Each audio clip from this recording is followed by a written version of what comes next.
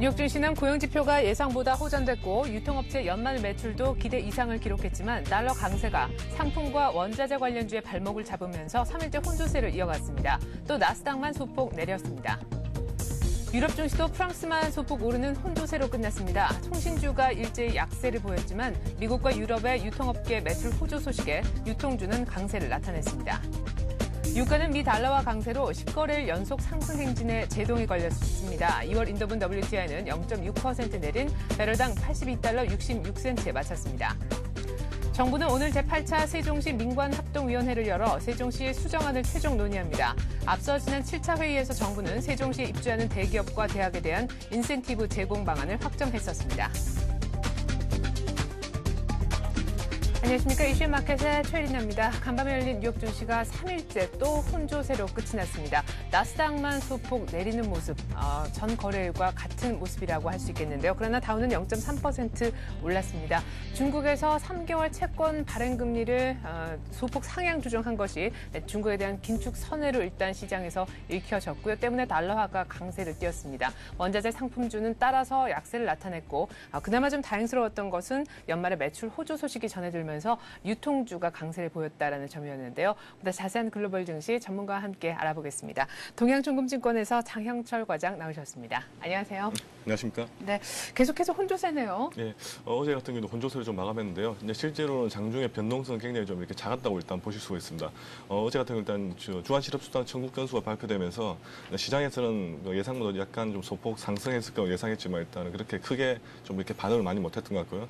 일단 중국이 그 긴축을 좀 시사하는 그런 좀 채권 금리를 좀 인상하는 그런 이벤트가 좀 일어나면서 아무래도 이게 뭐 달러 강세와 그다음 상품주들이 이제 하락하는 그런 패턴을 보이는데요. 오히려 그 유통주들이 이제 실적이 12월 실적이 굉장히 좋게 나오면서 또 이렇게 상승 반전으로 이제 받아치면서 어제 어떻게 보면 변동성이 그렇게 크지 않으면서 이제 시장은 움직여갔던 것 같은데요. 일단은 차트를 보시면서 다우지수 차트를 보시면서 한번 살펴보겠습니다. 네. 일단 다우지수 차트 보시면 뭐 꾸준하게 지금 현재 상승세를 좀 나타내고 있는데요. 최근 걸 보시면요. 일단 5일선하고 21선을 꾸준하게 지키면서 일단 뭐 시장의 그 큰 폭의 그 방향을 지금 이제 주지 않으면서 가고 있는데요. 어제 같은 경우도 변동성이 굉장히 좀 이렇게 적었다고 볼 수 있습니다. 쉽게 말해서 시장에서는 그렇게 뭐 지표라든지 아니면 시장에 나왔던 그 반응에 대해서 그렇게 좀 약간 무던하게 반응을 하는 그런 모습을 좀 많이 보였던 것 같은데요. 일단은 뭐 이렇게 거래대금 같은 경우는 최근에 올해 들어서 지금 상당폭 회복을 하고 있는 수준인데도 불구하고 이렇게 변동성이 굉장히 적었다는 것은 아무래도 투자자들의 입장에서는 아무래도 이제 심리적으로는 좀 안정을 찾고 가지 않나. 그리고 향후에 고용 지표가 어떻게 발표될지에 대한 거에 대한 촉각을 좀 이렇게 곤두세우면서 좀 쉽게 말해서 뭐 매매라든지 매수 매도가 좀 이렇게 적은 그런 패턴을 좀 이어가고 있는데 아무래도 시장이 좀 간망세를 좀 많이 이렇게 지켜가면서 좀 시장을 많이 대응하고 있지 않나 그렇게 일단 보여지고 있습니다. 네. 자, 그리고 매주 목요일 밤에 나오는 미국의 주간 고용 지표 소식도 일단은 지표적인 측면에서 좀 챙겨봐야겠는데 예상보다는 일단 적게 나왔어요. 예, 예상보다는 좀 큰 폭으로 좀 이렇게 하회하면서 시장에서 좀 이렇게 부담이 좀 덜했는데요.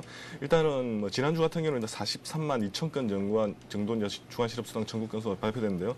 실제로 이제 시장에서 전망했던 게 한 45만 건 정도는 시장에서 전망을 했습니다. 네. 근데 실제로 이제 발표는 43만 한 4천 건 정도 발표되면서 우리 이제 시장에서 좀 큰 폭으로 하회하면서 시장이 좀 이렇게 어느 정도 시장이 좀 이렇게 충격을 좀 덜하면서 오히려 좀 약간 호재로도 좀 작용할 수 있는 그런 여건을 좀 마련했는데요. 일단 전주에 비해서는 약간 좀 증가를 나타내면서 아마 시장에서는 그렇게 크게 좀 이렇게 아마 반등을 좀 못했던 것 같습니다.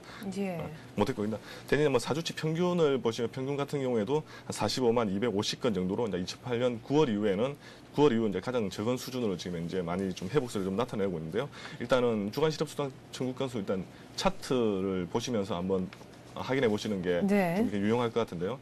주간 실업수당 청구 건수 차트를 보시면 일단 변동성이 크게 제거된 4주 연속을 보시면요. 저게 빨간 그래프인데요. 빨간 그래프는 두드러지게 이제 계속 이렇게 감소폭을 좀 나타내고 있는 게 예. 아무래도 고용 지표에 대한 안정감 좀 이렇게 많이 찾아주지 않나 그렇게 좀 예상되고 있고요.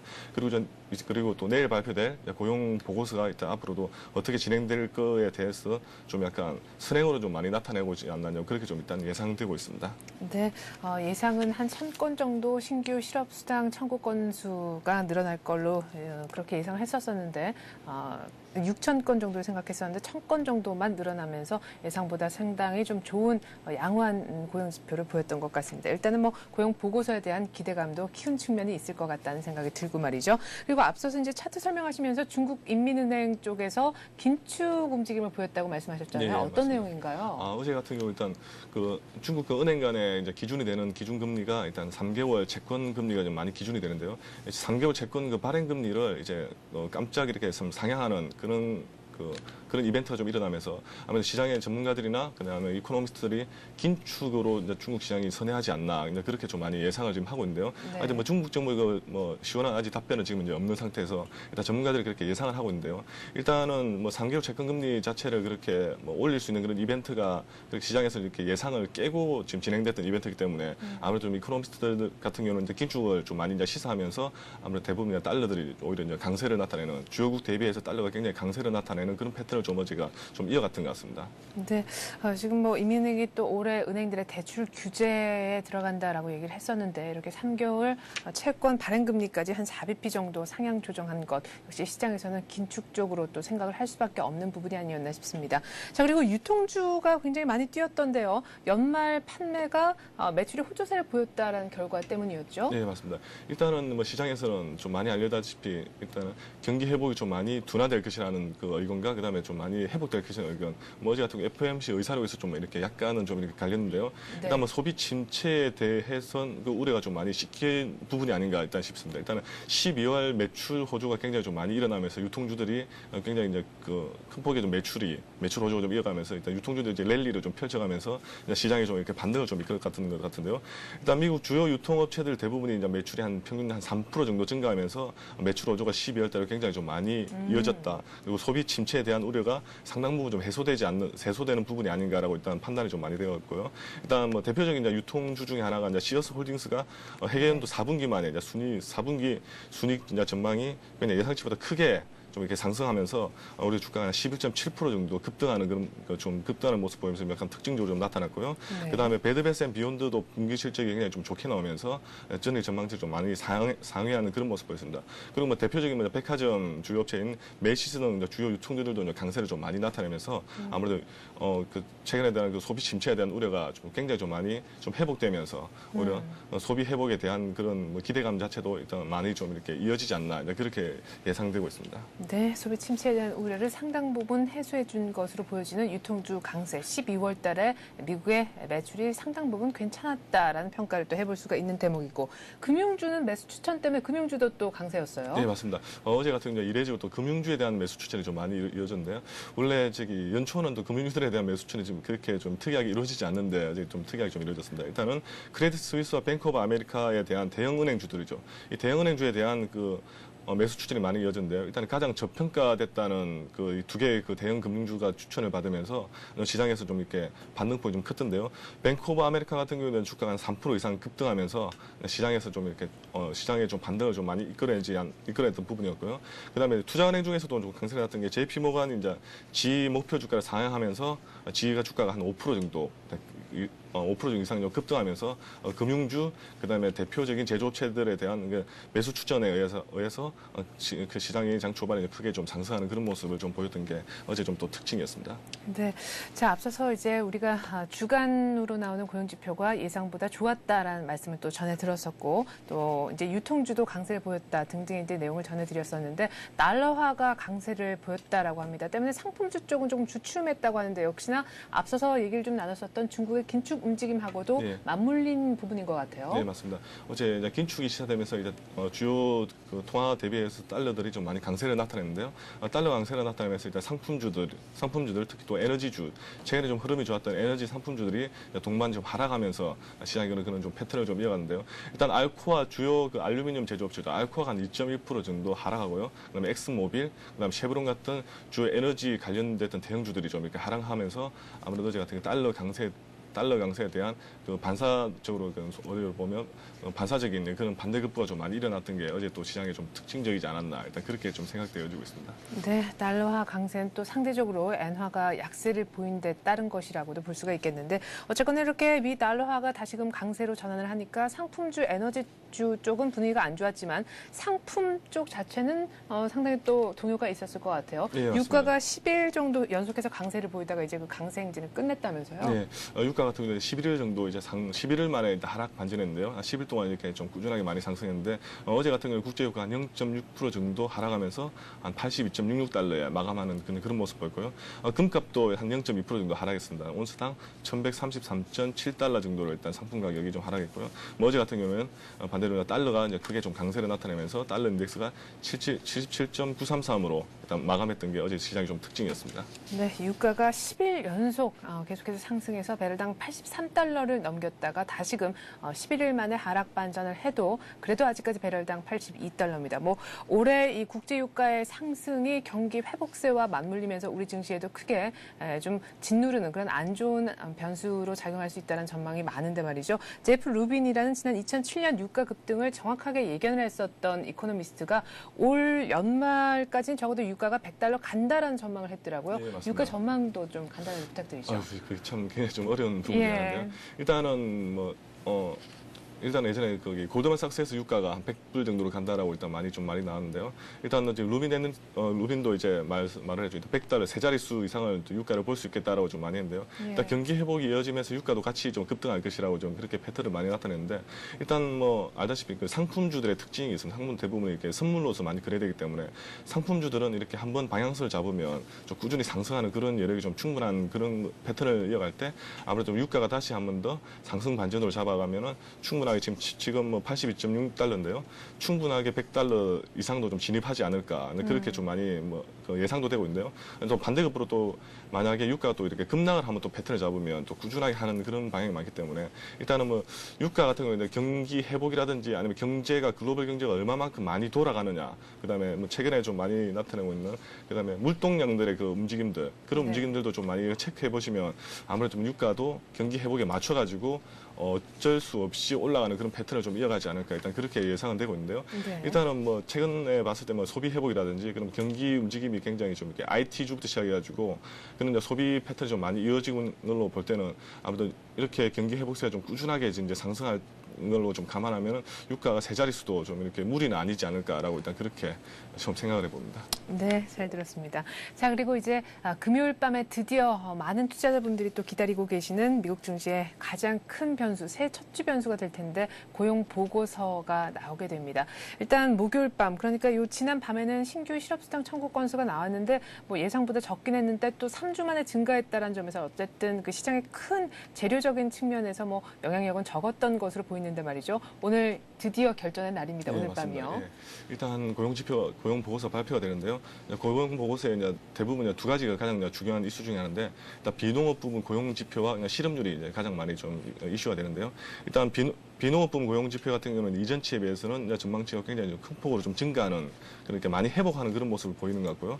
실업률 같은 경우는 이전치에 비해서는 약 한 0.1%포인트 정도 소폭 이렇게 좀 증가하는 그런 패턴을 이어가는데 일단 시장에서는 이제 대부분의 10.1%포인트 정도로 좀 많이 이렇게 예상을 하고 있기 때문에 오늘 발표가 어떻게 될지도 좀 많이 궁금하고요. 그다음에 하나 발표될 그냥 11월 소비자 신용인데요. 이거는 이제 이전치에 비해서 좀 약간 감소를 하는 그런 패턴 나타나는데요. 일단은 이게 금요일 날 발표되다 보니까 고용 보고서가 대부분 이제 좀 차트를 많이 못 보실 건데 일단은 지금까지의 전망치를 나타나는 근데 그래프를 지금 한번 준비를 해봤는데요. 그래프를 보시면 고용 보고서가 어떻게 지금 이제 움직이고 있는지 한번 감안을 해보시면 아무래도 좀 이렇게 도움이 되지 않을까 싶어가지고 준비했습니다. 일단 미국 비농업 부분 고용에 대해서 이제 그래프가 나타나는데요. 네. 그래프가 이제 작년 후반으로 갈수록 그 비농업 부문 고용에 대해서 꾸준하게 좀 이렇게 어느 정도 상승 패턴을 좀 이제 이어간다는 게 좀 이렇게 눈에 좀 많이 나타내고 있는 것 같습니다. 그러네요. 저 시점부터 이제 보시면 주간 실업수당 청구 건수가 어느 정도 회복을 나타내는 시기가 아마 저 시기부터 약간 좀 돌아왔던 것 같고요. 그다음에 두 번째로 좀 보여줄 만한 게 일단 미국 실업률 그 그래프인데요. 미국 실업률 그래프는 그렇게 큰 폭으로 좀 이제 떨어지는 그런 부분을 좀 많이 나타내고 있는 것 같지는 않습니다. 일단은 그러네요. 그렇죠. 주간 실업 수당 청구 건수라든지 아니면 비농업 부분 고용 지표 같은 게 대부분이 서비스업 쪽에 좀 많이 몰려 있다 보니까 그렇죠. 서비스업 패턴 같은 경우는 고용이 워낙 이렇게 빈번하게 좀 이루어지는 좀 패턴을 찾다 보니까 이렇게 어느 정도 회복세를 보일 수도 있는데 일단 전체적인 실업률로 봤을 때는 아직은 실업 상태가 굉장히 좀 높은 상태다라고 좀 많이 이어지고 있고요. 그리고 일단 긴축이라든지 그런 정책을 좀 이렇게 많이 시사하는 그런 뭐 일부 그 FRB 의원 같은 경우에도 제일 많이 이제 드는 거 이유 중에 하나가 뭐 아무리 경기 회복이 일어난다 그래도 지금 현재 실업률을 봐라. 실업률 차트를 보면 전혀 회복세가 나타나지 않다는 네. 걸 좀 이렇게 많이 반등을 하면서 이걸 좀 많이 기준하고 있는데요. 일단은 오늘 밤에 좀 열릴 만한 그런 지표가 좀 이렇게 큰 폭으로 좀 이렇게 좀 호재를 좀 많이 작용하는 그런 모습 보였으면 하는 뭐 바람을 한번 가져봅니다. 네, 비농업 부문의 고용 지표는 좀 회복세를 보이고 있는 것 같긴 한데 실업률 전체로는 일단 뭐 딱히 또 회복되는 국면을 읽기가 어렵다라는 말씀을 하셨습니다. 그렇죠. 간밤에 들어서도 주간 고용 지표가 좀 개선된 것으로 예상보다 좋았지만 주가가 혼조세를 보인 것 보면은 일단 시장에서의 어떤 기대치는 상당히 좀 높다라는 생각도 드는데 말이죠. 아무쪼록 저희가 월요일 날 전해드릴 금요일 밤에 나오는 12월 고용 보고서가 좀 좋아서 뉴욕 증시가 상승 쪽으로 이제 혼조에서 벗어나 방향을 좀 잡았으면 하는 바람을 가져보겠습니다. 자, 이렇게 해서 이제 오늘 밤에 발표되는 뉴욕 증시 일정들 한번 챙겨봤고요. 다음 주 일정도 미리 한번 알아볼 수 있을까요? 네, 그렇습니다. 일단 다음 주는 화요일부터 이제 일정이 시작되는데요. 일단 화요일 날은 이제 11월 무역 수지가 일단 발표가 되고요. 그다음에 간단하게 레드북이 좀 발표될 겁니다. 그리고 수요일은 이제 주간 원유 재고 보고가 발표되고요. 그다음에 12월 재정 수지가 이제 발표될 것 같은데요. 일단 뭐 재정 수지 같은 경우는 아마 이번 주에 이슈는 좀 좋을 것 같습니다. 왜냐하면 이게 그리스라는 스페인에 대한 그때 신용 등급 그 하락 우려 부분이 있기 때문에 아마 재정 수지도 한번 체크 좀 해보셔야 될 것 같고요. 목요일은 12월 소매 판매와 그다음에 고용 보고서 중에 하나죠.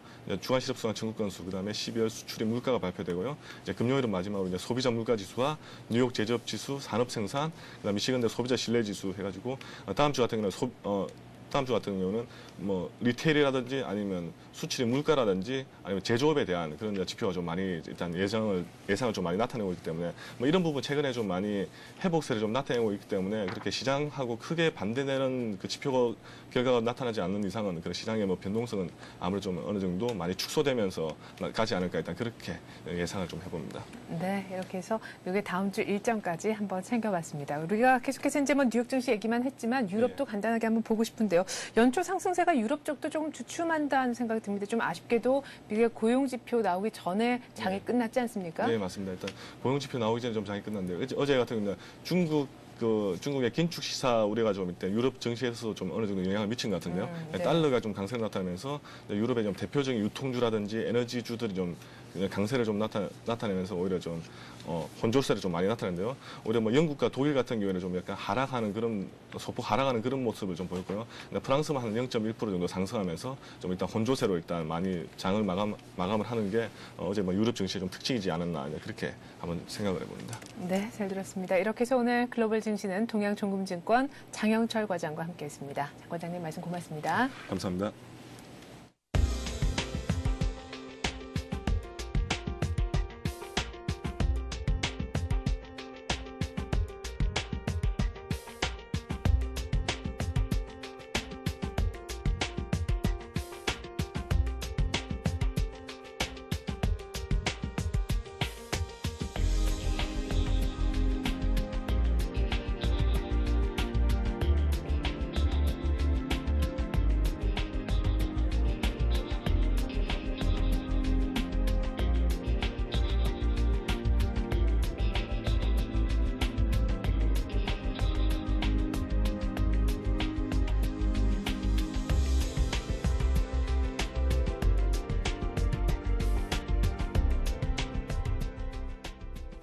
네, 간밤에 열린 뉴욕 증시는 고용 지표가 개선됐음에도 불구하고 달러 강세 그리고 출구 전략에 대한 우려가 높아지면서 뉴욕 증시가 혼조, 유럽 증시도 혼조로 마쳤습니다. 자, 그렇다면 오늘 우리 증시는 어떤 흐름을 보일지 전망 들어보는 시간 가져보죠. 신한금융투자 압구정 FC 지점에 박재민 대리 전화 연결하겠습니다. 안녕하세요. 예, 안녕하세요. 네, 어제 1,700의 벽이 참 높다라는 걸 실감을 했습니다. 삼성전자가 4분기 실적 가이던스를 내놓는 날이 바로 하락하는 날이었잖아요. 오늘 또 금통이라는 변수도 있는데 여러 가지 오늘 시장 전망 그리고 변수들도 좀 한번 챙겨보죠. 예, 전일 코스피는 뉴욕 증시가 혼주세로 마감했다는 소식에 시초가 소폭 하락으로 시작하였는데요. 삼성전자의 작년 4분기 실적 잠정치가 발표되면서 시장에서는 차익 물량이 계속 쏟아져 나와 삼성전자가 3.33% 하락, 시장 하락을 주도하였습니다. 이는 그동안 사상 최대 실적 전망에 앞선 기대감으로 오른 주식을 내다 판 것으로 보이는데요. 사실 이면에는 거세진 환율 압박과 앞으로 실적 전망에 대한 우려감이 비춰졌다고 볼 수 있습니다. 또한 LG전자도 원화 강세와 구글의 안드로이드 폰의 출시 임박에 대한 우려감이 부각되면서 스마트폰의 시장 경쟁력 악화가 우려로 되면서 7.63% 급락한 11만 5천 원에 마감이 되었습니다. 이날 환율은 1130.7원으로 거래를 시작하여 장 마감은 전날보다 1원 내린 1135.4원으로 마감을 했지만 곧 1130원 붕괴 가능성은 시간 문제 이미 판단이 됩니다. 또한 이날 오후 장중 정해진 기획재정부 차관의 한국은행 금통위 참석 뉴스는 그동안 불씨를 잠재웠던 금리 인상 우려를 부각시켰는데요. 그러면서 하락장을 더 부추겼습니다. 경기 회복을 우선하는 정부 의지가 확고한 지금 이 시점에서 정부가 직접 회의에 참석까지 했다는 점은 한국은행의 굳센 의지에도 불구하고 금리가 조기에 인상될 가능성은 크지 않을 것으로 판단하셔도 될 것 같습니다. 사실 통화정책은 정부 정책과 조율이 되어야 되는 문제이기 때문에 어제 우려는 증시에 큰 악재로 보지 않아도 무난해 보이는 시점입니다. 반면 그동안 시장에서 소외받았던 기계, 해운, 조선 업종들이 기지개를 킨 하루였는데요. 코스피 지수가 단기간에 급등한 부담과 함께 원화 강세로 인한 환율 효과로 자동차, 전기전자보다는 그동안 소외되었던 기계, 해운, 조선 업종의 순환매로 보시면 될 것 같습니다. 현대미포조선이 상한가로 마감하였고 현대중공업, 삼성중공업, 대우조선해양 등 폭등을 하면서 간만에 시세를 분출하였는데요. 두산인프라코어도 4.6% 올라 4거래일 연속 오르면서 기계업종 지수의 상승을 이끌었습니다. 하지만 이 같은 기계해운 조선들의 업종의 상승은 작년부터 저조한 수주 실적으로 주가가 움직이지 못했던 이들 업종에 대한 추격 매수가 아직은 시기상조라고 생각되는데요. 그동안 오른 종합주가지수에 비해 덜 오른 조선업종의 주가가 저평가 메리트는 부각은 되겠지만 올해 예상 발주 실적도 2003년에서 2005년 호황기 평균의 절반에도 안 되는 것으로 예측되고 있는 상황입니다. 또한 해운 업종도 내년 하반기는 돼야 업황이 회복되는 것으로 전망되고 있기 때문에 어제 급등으로 인한 추격 매수는 주의가 필요한 시점이라고 좀 말씀드리고 싶습니다. 네, 그동안 강세를 보였던 IT의 어떤 어제도 하락이 눈에 띄었고요. 때문에 이제는 코스닥의 어떤 테마의 순환매뿐만이 아니라 코스피 대형 업종들에 대한 순환매도 진행이 되고 있다는 것을 알 수가 있었던 하루가 아닌가 싶습니다. 그래요, 조선과 해운에 대한 단기적으로 좀 밝아 보이지만 여러 가지 발목을 잡을 수 있다라는 이제 부분에 대해서도 체크를 해주셨는데 환율이 1,130원 붕괴 가능성도 말씀을 하시지 않았습니까? 이 환율 변수도 오늘까지 영향을 일단은 줄 것 같아요. 예, 그렇습니다. 앞서 말씀드린 대로 전일 환율은 1135.4원으로 마감됐는데요. 이는 지난해 9월 리만 사태 이후 최저치까지 하락한 상황입니다. 특히 단기간에 35.8원이 하락함에 따라 국내 수출 기업들의 채산성 악화에 대한 우려가 빠르게 확산되고 있는 시점인데 연초 들어서만 외국인은 1조 원을 넘게 대거 주식을 매수를 하고 있고 미국 연준의 금리 동결 유지 시사 등의 복합적 상황이 환율 하락을 단기적으로 과도하게 나타내고 있다고 판단됩니다.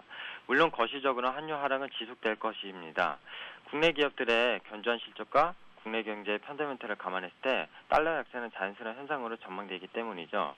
다만 어제와 같은 일시적인 증시 하락은 단기적으로 급락한 환율 효과 때문이라고 추정되기 때문에 시장에 대한 긍정적 시각은 아직도 유효할 것으로 판단됩니다. 또한 국내 기업들의 영업이익도 2009년 작년보다 올해 더욱 확대될 것으로 전망되고 있기 때문에 국내 기업의 실적의 환율 하락에 따른 여파보다는 경제 성장에 미치는 영향이 더 크게 작용할 것으로 보이니까 과도한 우려는 자제할 필요가 있는 시점입니다. 수출주들에 대한 외국인 매도세는 일시적으로 나타나고 있을 뿐이지 계속 매수세가 이어지고 있다는 점에서도 주목할 필요가 있을 것이고요. 어제 삼성전자가 4분기 실적 추정치를 내놓은 데 이어서 또한 14일 포스코를 시작으로 시가총액 상위 상장사들이 잇따라 4분기 실적을 발표할 예정입니다. 포스코의 영업이익 컨센서스가 전년 동기 대비 10%가량 증가한 1조 5,777억 원으로 예상되고 있는데요. 이어 20일에 LG디스플레이 하이닉스, 22일에는 삼성전자 SK에너지, 26일에는 삼성 SDI, 28일에는 현대차, LG화학, 증시의 상승 모멘텀으로 작용할 굵직한 기업들의 실적 발표가 기다리고 있습니다.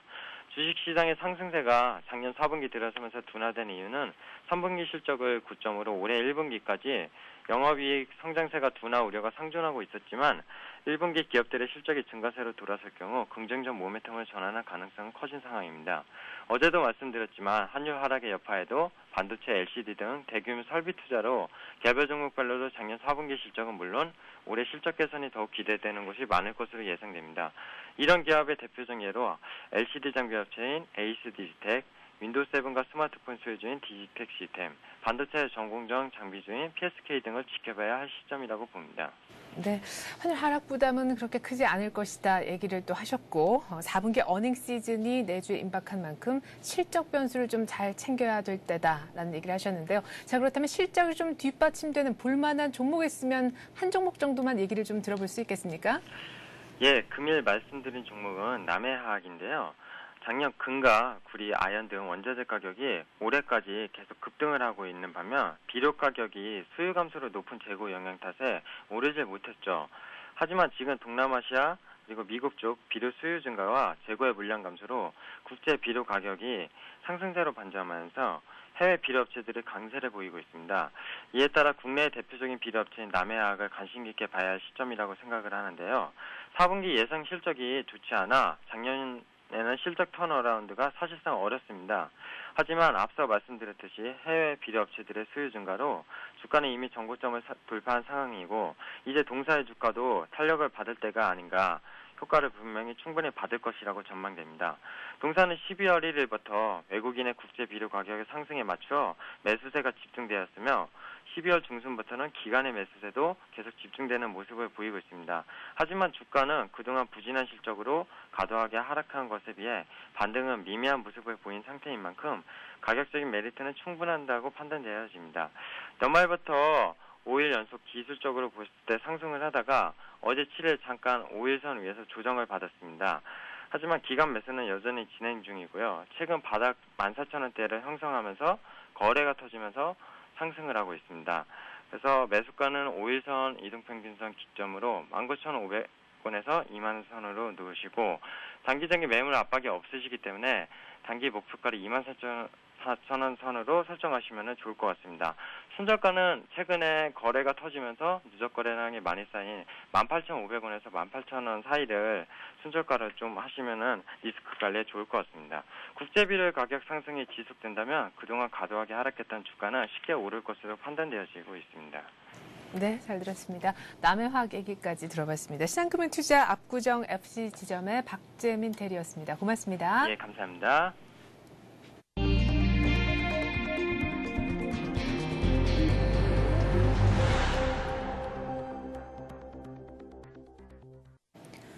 오늘부터 한국은행 금융통합위원회 회의에 기획재정부 차관이 정례적으로 참석하기로 했습니다. 그러나 기준금리 인상 등 출구 전략 시행 여부를 놓고 논란이 일고 있는 시점에 정부 관계자가 금통위에 돌연 참석하는 것이어서 파장이 예상됩니다. 삼성전자가 지난해 사상 최대 매출을 기록했죠. 삼성전자는 글로벌 금융 위기 여파 속에서도 국내 기업 가운데 처음으로 매출 100조, 영업이익 10조라는 눈부신 성과를 냈는데요. 그 배경 자세히 알아보도록 하겠습니다. 대형마트인 이마트가 모든 상품을 최저가로 팔겠다고 밝히면서 할인점들의 가격 경쟁이 예고되고 있습니다. 연초부터 치솟고 있는 생활 물가 부담 때문에 여러 가지 걱정이 많은 우리 시청자분들한테는 반가운 소식이 아닐까 싶네요. 장세주 동국제강 회장이 대우건설을 조건 맞으면 인수할 것이라고 말했습니다. 동국제강이 대우건설 인수 의중을 밝힘에 따라 대우건설 매각 일정에 진전을 보일지 주목됩니다. 전두환 정권이 1980년에 단행했던 언론 통폐합과 언론인 해직이 신군부 정권 장악을 위한 불법적이고 부당한 조치였다는 사실을 국가기관이 처음 확인했는데요. 국가는 사과 또 피해 구제 조치를 취해야 한다라고 권고를 한 진실화해위원회 얘기도 들어보도록 하겠습니다. 오늘 이 같은 내용 바탕으로 해서 뉴스 따라잡기 시간은요. 서울경제신문 김영필 기자와 함께 진행합니다. 안녕하세요. 네, 안녕하세요. 네, 오늘 이제 2010년으로 새해 첫 금통인데 기획재정부 관계자가 한국은행의 금융통합위원회 11년 만에 처음 참석하게 된다면서요? 네, 기획재정부 차관이 오늘 열리는 한국은행 금융통합위원회 정례회의를 시작으로 앞으로 매달 정례적으로 회의에 참석해 발언권을 행사하기로 했는데요. 재정부가 소위 열석 발언권을 행사하겠다는 뜻을 밝히면서 금리 정책에 정부가 본격적으로 영향력을 행사하려는 것이 아니냐는 분석이 나오고 있습니다. 이에 따라 금리 인상 시점이 조금 더 늦춰지고 금리 정책을 둘러싼 정부와 한은 간의 갈등이 더 심해질 것으로 보입니다. 재정부는 7일 허경욱 차관이 8일 열리는 금통위에 참석해 경기 상황에 대한 정부의 의견을 전달할 것이라고 밝혔는데요. 매달 열리는 금통위 정리회의에서는 기준금리를 정하는데 한은이 기준금리를 올리게 되면 시중은행 금리가 따라 오르게 되고 자금을 빨아들이는 효과가 나타나게 됩니다. 재정부가 금통위에 참석해 발언권을 행사하는 것은 1999년 6월 이후 약 11년 만인데요. 특히 정기적으로 참석하겠다는 뜻을 밝힌 것은 이번이 처음입니다. 재정부는 금통위에서 경기와 물가 상황, 금융시장 리스크에 대한 정부의 인식과 정책 방향을 설명할 것이라면서 정부는 출구 전략을 사용할 정도로 경기 회복의 정도가 굳건하지 않다고 판단하고 있다고 밝혔습니다. 지난해 연말부터 한은에서 기준금리 인상에 대한 필요성을 강하게 제기한 것과는 정반대 의견을 표출한 셈인데요. 재정부가 금통위 참석 의사를 밝히자 유관 부처인 금융위원회도 상황에 따라 필요하다면 금통위에 참석해 발언을 할 의사를 밝혔습니다. 한국은행은 이에 대해 중앙은행의 독립성을 훼손할 것이라면서 강하게 반발하고 있는데요. 사실 정부는 경기 부양을 위해 계속 저금리 정책을 쓰려고 하고 있지만 중앙은행은 저금리가 지속되면 거품이 생기고 중장기적으로 경제에 악영향을 미치기 때문에 이에 반대하고 있습니다. 한은의 입장에서는 기재부 차관이 금통위 정기 출석에 발언할 경우 독립성을 보장받아야 할 금통위원들의 금리 정책에 압박을 받을 수 있다고 보고 있습니다. 네.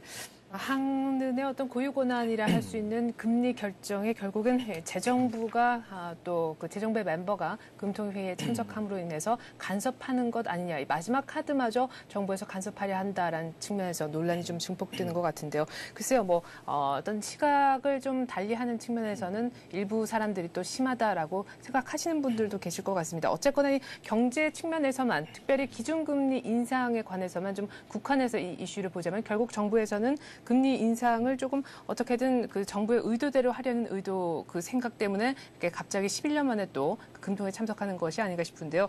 배경에 대해서 좀 자세하게 얘기를 들어보고 싶네요.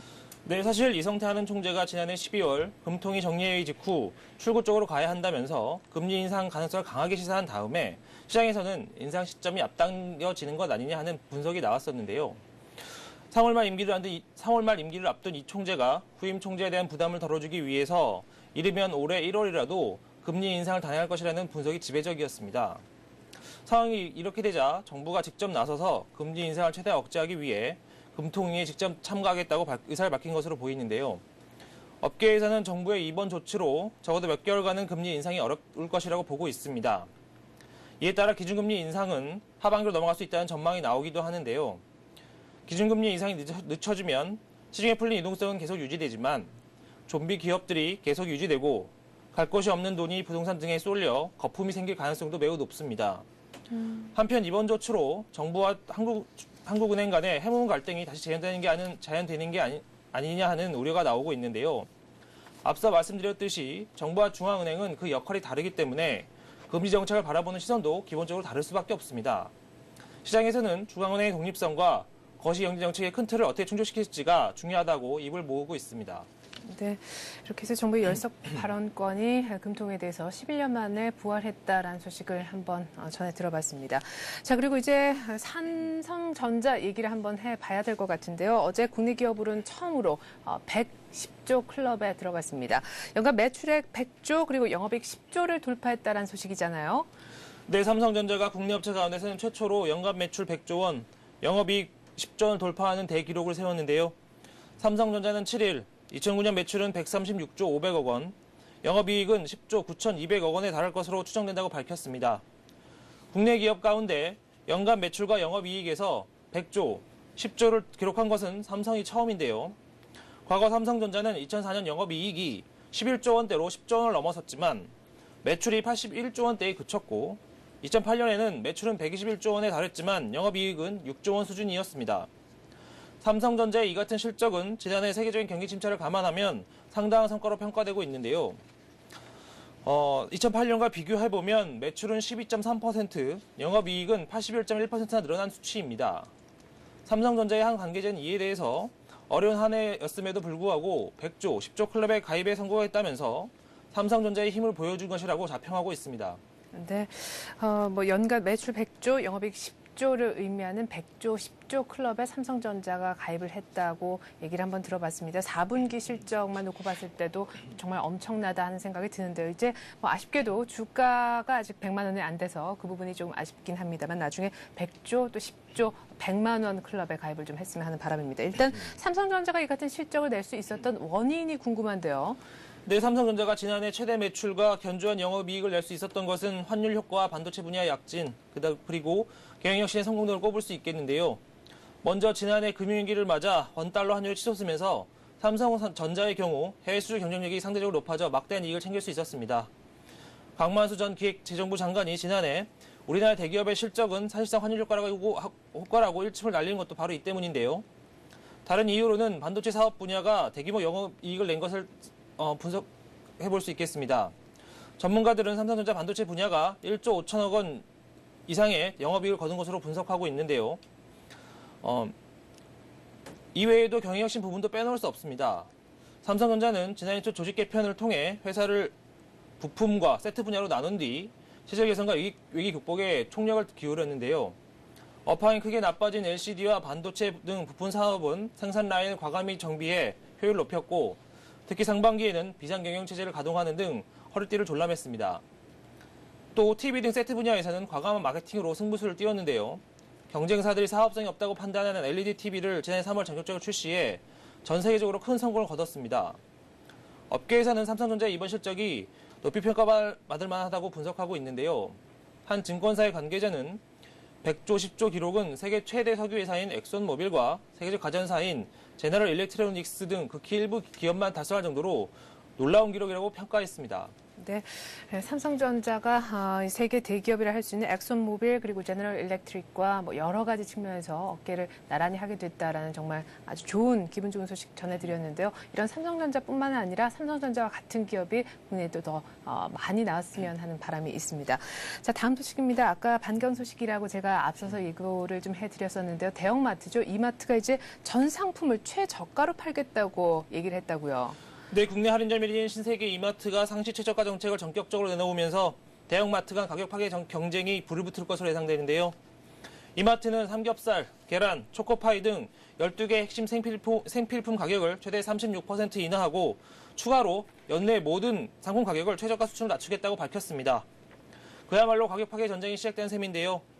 이마트는 산지 시세에 따라 가격 변동이 큰 일부 농산물과 자체 상품을 제외한 전 상품을 가장 낮은 가격에 판매할 계획입니다. 네, 지금 화면에 표가 나가고 있는데 말이죠. 네. 정말 삼겹살부터 시작해서 파격적으로 가격이 내릴 모양이에요. 네, 맞습니다. 이처럼 이마트가 대대적인 가격 인하에 나서면서 다른 할인마트도 가격 인하 압박을 받게 될 전망인데요. 고객들 입장에서는 싼 값에 물건을 살 수 있기 때문에 당장은 유리할 것으로 예상됩니다.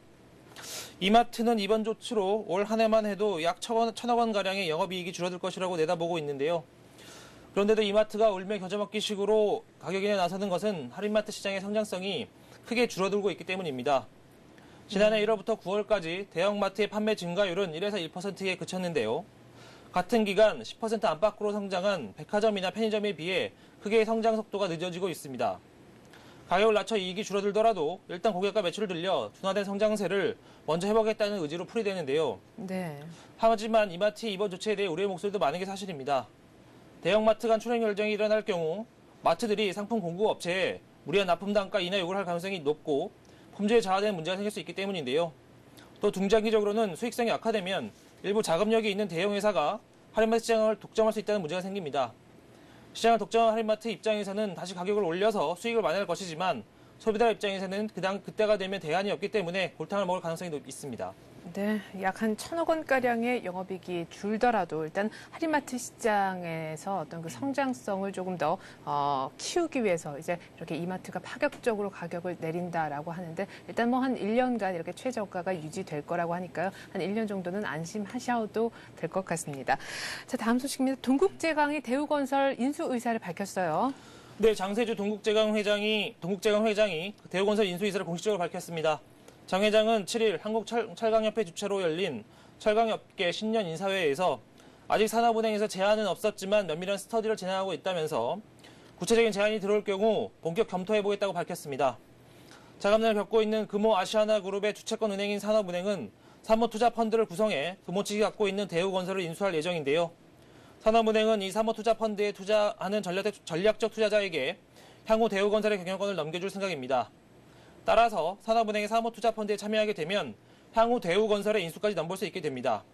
장혜정도 이와 관련해서 사모투자펀드의 참여 조건이 한정일 경우 참여하겠다면서 장기적으로는 대우건설의 경영권을 감안하고 검토하는 것이라는 뜻을 밝혔습니다. 네. 장 회장은 또 산업은행이 제시하고 있는 대우건설의 주당 인수가 18,000원에 대해 경영권 프리미엄 등이 반영되어 있는 가격이지만 다소 비싸다고 본다면서 지분 인수 규모에 따라 가격이 달라질 수 있다고 말했는데요. 동국제강이 대우건설 인수에 관심을 보이면서 대우건설의 매각 작업과 이에 따른 금호그룹의 정상 방안도 숨통이 트일지 주목이 되고 있습니다. 한편 이날 철강업계는 올해부터 3년 동안 18조 7천억 원을 투자하겠다고 밝혔는데요. 올해만 6조 9천여억 원을 투자할 방침입니다. 철강업계는 지난해 사상 최대치인 10조 1천억 원을 투자했는데요. 이처럼 대규모 설비 투자가 마무리되고 있어 올해 투자 계획은 지난해보다 다소 줄었습니다. 업계는 올해만 6조 9천억 원, 2011년에 5조 8,400여억 원, 2012년에는 5조 9천억 원 등을 투자한다는 계획입니다. 네, 오늘 또 동국제강 주가가 많이 뛰지 않을까라는 생각이 드네요. 자, 마지막 소식입니다. 진실 화해를 위한 과거사 정립위원회가 말이죠. 1980년대 우리 신군부가 정권 장악 목적으로 언론인들을 해고하고 또 언론사를 통폐합한 것에 대해서 좀 사죄해야 된다라는 얘기를 했다면서요. 네, 그렇습니다. 지난 1980년에 언론 통폐합에 대해 국가의 사과와 피해 구제를 위한 적절한 조치가 필요하다는 권고안이 나왔는데요. 진실 화해에 있는 7일 이 같은 내용을 발표했습니다. 정보기관이 1980년 언론 통폐합에 대해 국가의 공식 사과와 피해 구제 권고하는 것은 이번이 처음인데요. 신군부는 1980년 언론이 집권에 방해가 될 수 있다고 보고 언론을 조정, 통제하는 계획을 펼쳤습니다. 결국 서울경제신문 강제 폐간을 비롯해 중앙일보와 동양방송 분리, 동아일보와 동아방송 분리 등을 공권력을 동원해 강압적으로 실시했는데요. 그 결과 전국 64개 언론사를 18개로 줄이고 1000여 명의 언론인을 강제로 추천했습니다. 진실 화해에 의해 권고안은 당장의 법적 강제력은 없지만 정부 부처 내 심의 과정을 거쳐 이르면 올해 안에 실제 사과와 보상 여부가 결정될 것으로 보이는데요. 이용조 진실화해위원회 위원장은 전두환 보안사령관을 중심으로 한 신군부는 1980년 3월쯤 집권의 장애가 될 수 있는 언론을 통제하는 일면 K 공작을 세우고 언론을 장악했다고 밝혀서 정부의 잘못을 인정하면서 현 정부의 사과 보상 등에 큰 영향을 미칠 것으로 보입니다. 네, 늦게나마 이렇게 또 좀 바로잡는 이런 움직임들이 있는 것은 분명 긍정적인 것이 아닌가라는 생각이 듭니다. 오늘 이렇게 해서 뉴스 따라잡기 시간은요. 서울경제신문 김영필 기자군요. 김영필 기자와 함께했습니다. 김 기자 수고 많았습니다. 네, 감사합니다.